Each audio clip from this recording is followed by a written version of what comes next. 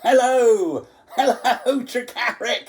I know, it's just too exciting. It's the second part of the story. Last week was the Great Mouse Plot. This week is called Mrs. Pratchett's Revenge. Find out what happens, shall we? Are you sitting comfortably? Then I'll begin. Our form master came into the classroom with a piece of paper in his hand. Actually, I should just recap last week. If you remember, Roald Dahl and his friends had put the mouse in the gobstopper jar. It got found by Mrs. Pratchett. She dropped it on the floor. She went to the school. The boys have been found out. They've been discovered. And we left it with them wondering what was going to happen. Okay, so this is where we find out what's going to happen. Should have said that at the start, shouldn't I? Anyway, we'll carry on. So our form master came into the classroom with a piece of paper in his hand. The following are to report to the headmaster's study at once, he said. Thwaites, Dahl. And he read out the names of the other 3 children, which I have forgotten. The 5 of us stood up and left the room.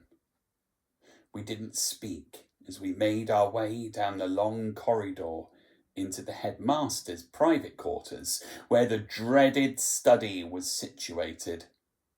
Thwaites knocked on the door. Enter! We sidled in. Ooh, sidled. There's an interesting word. Sidled in. Could have just been we walked in. It could have been anything, but sidled. Wonder what that word might mean. You'll have to look it up. Actually, I'll tell you, it just means they sort of walked in together in a very sort of nervous, worried type of way, because they're worried. The room smelled of leather and tobacco. Mr. Coombs was standing in the middle of it, dominating everything, a giant of a man if ever there was one. And in his hands he held a long yellow cane which curved around the top like a walking stick. And you can see there he's drawn a picture of a cane, okay? And so really it's essentially made out of bamboo and been shaped. You can almost use them as a bit like a walking stick, but you're going to find out. You might already be guessing what this cane's going to be used for. And in the old days, even before I was at school, there was something called the cane, which was a form of punishing children. Thankfully, not allowed anymore. And you'll find out why it's a good thing in a moment. I don't want lies, he said. I know very well you did it, and you were all in it together. Line up over there, against the bookcase. We lined up. Thwaites in front, and I, for some reason, at the very back. I was the last in the line. You, Mr. Coombs said, pointing the cane at Thwaites. Come over here. Thwaites went forward very slowly. Bend over, Mr. Coombs said. Thwaites bent over. Our eyes were riveted on him. We were hypnotised by it all. We knew, of course, that boys got the cane now and then, and now and again, but we never heard of anyone being made to watch. Tighter, boy, tighter, Mr. Coombs snapped out. Touch the ground. Thwaites touched the carpet with the tips of his fingers. Mr. Coombs stood back and took up a firm stance with his legs well apart. Mr. Coombs had his eyes focused squarely on Thwaites' bottom, and he raised the cane above his shoulder, and as he brought it down, it made a loud swishing sound, and then there was a crack like a pistol shot as it struck Thwaites' bottom. Oh, little Thwaites seemed to lift about a foot into the air, and he yelled, "Ow!" And he straightened up like elastic. "Ada!" shrieked a voice from the corner. Now it was our turn to jump. We looked round, and there, sitting in one of Mr. Coombs's big leather armchairs, was the tiny, loathsome figure of Mrs. Pratchett. She was bounding up and down with excitement. "Lay it into him!" she was shrieking. "Let him have it! Teach him a lesson!" "Get down, boy," Mr. Coombs ordered, "and stay down. You get an extra one every time you straighten up." "That's telling him!" shrieked Mrs. Pratchett. "Ha ha! That's telling the little blighter!" I could hardly believe what I was seeing. It was like some awful pantomime. The violence was bad enough, and being made to watch it was even worse, but with Mrs. Pratchett in the audience, the whole thing became a nightmare. Swish crack went the cane. "Wow!" yelled ye Thwaites. "Ada!" shrieked Mrs. Pratchett. "Stitch him up! Make it sting! Tickle him up good and proper! Warm his backside for him! Go on, warm it up, headmaster!" Thwaites received 4 strokes, and by gum, they were 4 real whoppers. "Next!" snapped Mr. Coombs. Thwaites came hopping past us on his toes, clutching his bottom with both hands and yelling, "Ow! Ouch! Ouch! Ouch!" With tremendous reluctance, the next boy sidled forward to his fate. There's that word again. I stood there, wishing I hadn't been the last in the line. The watching and the waiting were probably even greater torture than the event itself. And there you can see, there's Mrs. Pratchett. She's an horrible lady, sitting in one of the big leather armchairs. And there's the arm of Mr. Coombs as he swipes somebody's bottom with the cane. Nasty, not nice. Now, Mr. Coombs's performance the second time was the same as the first. So was Mrs. Pratchett's. She kept up her screeching all the way through, exhorting Mr. Coombs to greater and still greater efforts. And the awful thing was that he seemed to be responding to her cries. He was like an athlete who is spurred on by the shouts of the crowd in the stands. Whether this was true or not, I was sure of one thing. He wasn't weakening. My own turn came at last.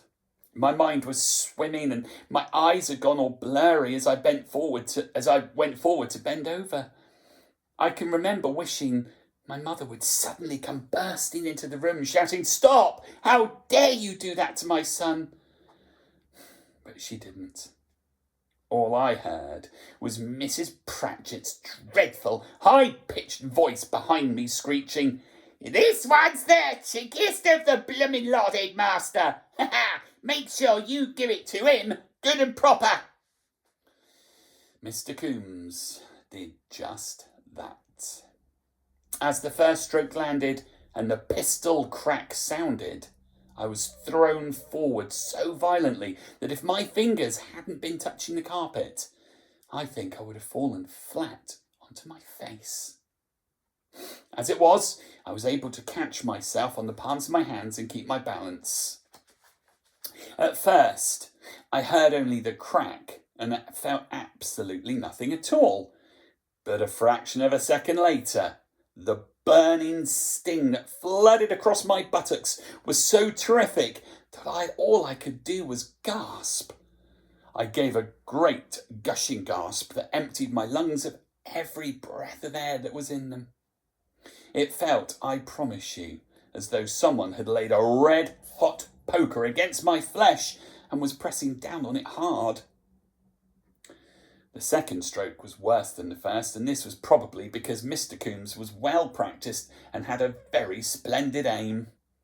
He was able, so it seemed, to land the second one almost exactly across the narrow line where the first one had struck. It's bad enough when the cane lands on fresh skin, but when it comes down hard on bruised and wounded flesh, the agony is unbelievable. The third one only seemed worse than the second. Whether or not the wily Mr. Coombs had chalked the cane beforehand and had thus made an aiming mark on my grey flannel shorts after the first stroke, I do not know. I'm inclined to doubt it because he must have known this was a practice much frowned upon by headmasters in general in those days. It was not only regarded as unsporting, it was also an admission that you were not an expert at the job. By the time the fourth stroke was delivered, my entire backside seemed to be going up in flames. Far away in the distance, I heard Mr. Coombs's voice saying, "Now, get out!" As I limped across the study, clutching my buttocks hard with both hands, a cackling sound came from the armchair over in the corner, and I heard the vinegary voice of Mrs. Pratchett saying, "I'm much obliged to you, headmaster, very much obliged. I don't think we's going to get any more of them stinking mice in my gobstoppers jar from now on." When I returned to the classroom, my eyes were wet with tears, and everybody stared at me. My bottom hurt when I sat down at my desk. That evening after supper, my three sisters had their baths before me. Then it was my turn, but as I was about to step into the bathtub, I heard a horrified gasp from my mother behind me. "What's this?" she gasped. "What's happened to you?" She was staring at my bottom. I myself had not inspected it up until then, but when I twisted my head round and took a look at one of my buttocks, I saw the scarlet stripes and the deep blue bruising in between. "Who did this?" my mother cried. "Tell me at once." In the end, I had to tell her the whole story, while my three sisters, aged 9, 6 and 4, stood around in their nighties, listening, goggle-eyed. My mother heard me out in silence. She asked no questions. She just let me talk. And when I finished, she said to our nurse, "You get them into bed, Nanny. I'm going out." If I had the slightest idea of what she was going to do next, I would have tried to stop her. But I didn't know. She went straight downstairs and put on a hat. Then she marched out of the house, down to the drive and onto the road. I saw her through my bedroom window as she went out of the gates and turned left, and I remember calling out to her to come back. But she took no notice of me. She was walking very quickly, with her head held high and her body very upright. And by the look of things, I figured Mr. Coombs was in for a hard time.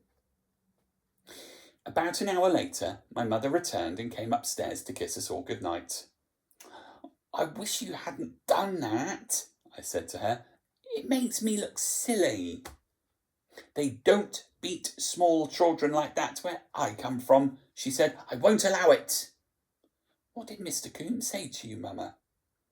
"He told me that I didn't understand how British schools were run," she said. "Did he get very ratty with you?" "Very ratty," she said. "He told me that if I didn't like his methods, I could take you away." "What did you say?" "I said I would. As soon as the school year is finished, I shall find you an English school this time," she said. "Your father was right. English schools are the best in the world." "Does that mean I'll have to go to a boarding school?" I asked. "It'll have to be," she said. "I'm not quite ready to move the whole family to England yet." And so I stayed on at Llandulph Cathedral School until the end of the summer term. But I certainly didn't get in trouble at that school ever again. Now, back in those old days when Roald Dahl was a boy, unfortunately that's how children were punished. Isn't it outrageous? Now we just say, "Don't be naughty, please. Go and sit down like a good boy or a good girl." And that's the way it should be. But anyway, you've heard of Mrs. Pratchett's Revenge. Next time I get to read your story, it'll be something completely different. I might even treat you to a poem or two. But until then, enjoy listening, and I'll see you all again next time. Bye!